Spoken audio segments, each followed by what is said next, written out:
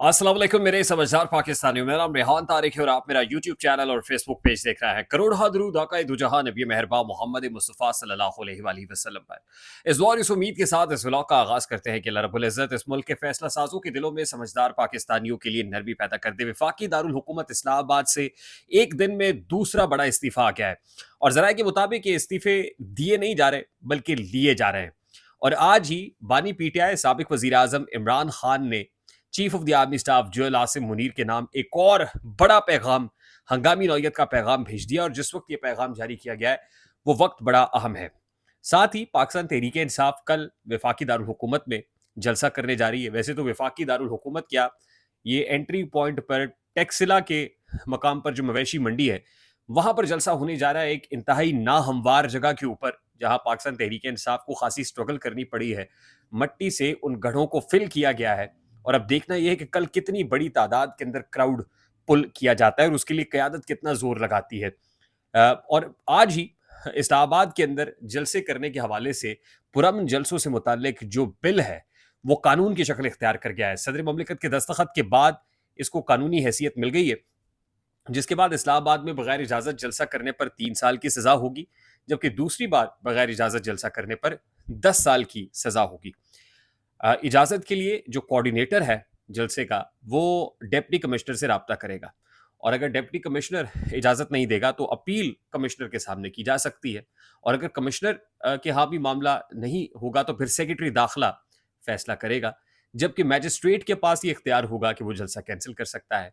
जलसा करने के लिए जो गर्ज़ो गायत है वो बतानी पड़ेगी। जैसे मैंने कहा कि 7 रोज़ पहले आपको इंटीमेट करना पड़ेगा, फिर गर्ज़ो गायत बतानी पड़ेगी, फिर वक्त मुकर्रर करना पड़ेगा, लोगों की तादाद बतानी पड़ेगी कि लोगों की तादाद कितनी होगी।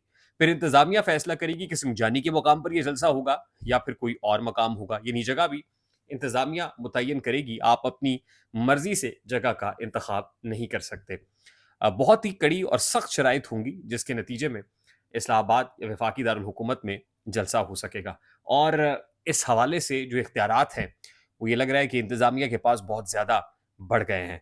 और चूँकि इसको कानून की हैसियत हासिल हो गई है, इससे पहले कोई कानून मौजूद नहीं था, इसलिए कोर्ट से जाके कोई ना कोई स्टे या कोई ऑर्डर या कोई एनओसी के हवाले से अहकामात आ जाते थे। अब ये कानून बन गया है तो कानून बनने के बाद अंदाज़ा लगाया जा सकता है कि जो वफाकी हुकूमत है या मुक़्तदिरा है वो क्या प्लान किए बैठे हैं। और ऐसे में ही यानी आनन-फानन इस बिल को कानून की शक्ल दी गई है। एक ऐसे वक़्त में दी गई है कि जब इस्लामाबाद में पाकिस्तान तहरीक इंसाफ की जानिब से जलसे का ऐलान किया गया और बड़ी ज़ोरों-शोर से तैयारियाँ भी हुई। अच्छा, इसके साथ ही अब तक 5 बार पाकिस्तान तहरीक इंसाफ जलसे का कह चुकी, मगर ऐलानात के बावजूद जलसे कैंसल हुए। लेकिन लग रहा है कि इस बार सूरत-ए-हाल मुख्तलिफ होगी और जलसे की इजाज़त इस तरह से भी दी जा सकती है कि जो मकाम जो अब दिया गया है पाकिस्तान तहरीक इंसाफ, वो मकाम कोई कोई रेड ज़ोन नहीं है, कोई फैज़ाबाद भी नहीं है, डी चौक भी नहीं है। वो एक ऐसा मकाम है जो मैंने बताया कि बहुत ही मुश्किल, नाहमवार, बहुत बड़ा, उसको भरना, इंतज़ामी मसाइल बहुत ज़्यादा, फिर सामान पहुँचा, फिर जगह तब्दील हुई, उठा लिया गया। यानी बहुत सारे चैलेंजेस हैं और लग ये रहा है कि ये साबित करना है कि पाकिस्तान तहरीक इंसाफ बहुत बड़ी तादाद में क्राउड पुल नहीं कर सकी। और पैरेलल आज जो मौलाना फजलुर रहमान ने मीनार पाकिस्तान में इकट्ठ किया है और ख़ास तौर पे ख़त्म नबूवत के हवाले से, आज क्योंकि 7 सितंबर है और उस कानून को बने हुए 50 साल हो गए हैं जो कादियानियों से मुताल्लिक था। तो आज के दिन जो मौलाना ने क्राउड पुल किया है इसमें कोई शक नहीं है, मौलाना के पास स्ट्रीट पावर है, बहुत बड़ी तादाद में लोग आ भी गए हैं और ज़ाहिर है पूरी सहूलत और पूरी एहानत और मावनत के साथ ये हुआ है। हुकूमती मशीनरी के बगैर ये हो नहीं सकता था और लगे रहा है कि मौलाना is very much hands in hands with this government. वो कर लिया, लेकिन उससे एक ये भी बताना है, अब आप देख लीजिएगा कि सोशल मीडिया के ऊपर कंपैरिज़न शुरू हो जाएँगे कि देखिए क्राउड ये होते हैं, देखिए पावर ये होती है, जलसे ये होते हैं और देखिए पाकिस्तान तहरीक इंसाफ ने क्या जलसा किया है, प्रॉपर प्लानिंग नहीं। अच्छा, एक और चीज़ भी है, मैं आपको बता दूँ कि वो कहते हैं ना कि अपने ही गिराते हैं नशेमंद पे बिजलियाँ। ये पाकिस्तान तहरीक इंसाफ के अंदर के लोग ही हैं जो पीटीआई के यानी अंदर रहते हुए, कोर कमेटी का हिस्सा होते हुए पीटीआई के हर प्लान को आउट भी करते हैं, एस्टैब्लिशमेंट के लोगों से शेयर भी करते हैं और काउंटर प्रोडक्टिव भी साबित होते हैं। हमेशा पाकिस्तान तहरीक इंसाफ की जानिब से कहा यह गया कि छांटी होगी, इमरान खान करेंगे, लेकिन हो नहीं सकी। बहुत अरसे से पीटीआई के अपने लोग ही कह रहे हैं कि कुछ लोग विकेट के दोनों तरफ खेल रहे हैं। नाम किसको नहीं पता है, शिबली फराज हों, उमर अयूब हों, हत्ता कि पार्टी के मरकजी सेक्रेटरी इत्तलात रऊफ हसन हों। आज उमर अयूब साहब के इस्तीफे से मुताल्लिक बात आई, गो के पहले भी ये बातें हो रही थी और मैं आपको ये बताऊँ कि ये पाकिस्तान तहरीक-ए-इंसाफ के वर्कर्स, वोटर्स, सपोर्टर्स और अंदर के प्रेशर की वजह से उमर अयूब पर दबाव डाला जा रहा था कि बतौर पार्टी सेक्रेटरी जनरल वो इफेक्टिवली परफॉर्म नहीं कर रहा है। और उनकी मौजूदगी में सबसे पहले तो आप ये देखिए कि 8 फरवरी के इंतखाबात हुए और उसमें धांधली थी, उसके बाद कोई मैस मोबिलाइजेशन का कोई इफेक्टिव प्लान नहीं बन सका। वो पुरअसर प्लान जो इमरान खान की रिहाई के लिए सूदमंद हो या हुकूमत पर दबाव डाल सके, उमर अयूब साहब उसको बनाने में नाकाम रहे हैं और फिर लोगों का गम और गुस्सा भी बहुत ज्यादा था। शायद ये इस्तीफा बहुत पहले ले लिया जाता, लेकिन बावजूद नहीं लिया गया। अब ये इस्तीफा यानी ये जो कल जलसा होने जा रहा है, इसके बाद बिलाखिर वो अपना काम छोड़ेंगे। सलमान अकरम राजा साहब बतौर पार्टी सेक्रेटरी जनरल जिम्मेदारियां निभाएंगे, लेकिन उसके बाद एक और अहम शख्स भी, जिसके बारे में ये है कि जब से एफआईए ने गिरफ्तार किया, फिर एफआईए ने छोड़ दिया, फिर एक प्रेस कॉन्फ्रेंस कर दी जो पाकिस्तान तहरीक इंसाफ के लिए कोई बहुत अच्छी नहीं थी, मौजूद नहीं थी। इमरान खान साहब बहुत नाखुश थे, गुस्सा बहुत ज्यादा था इस पर्टिकुलर पर्सनैलिटी के ऊपर जिनका नाम रऊफ हसन है।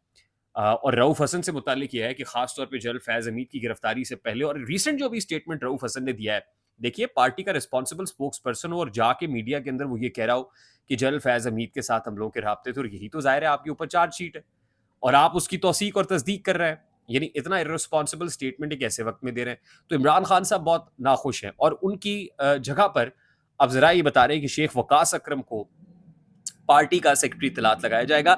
गो के शेख वकास अकरम ने इस हवाले से भी हामी भरी नहीं है, लेकिन जाहिर है इमरान खान साहब जो रिस्पॉन्सिबिलिटी देंगे फिर वो लेनी तो पड़ेगी। तो वो रिस्पॉन्सिबिलिटी तो कबूल करनी पड़ेगी।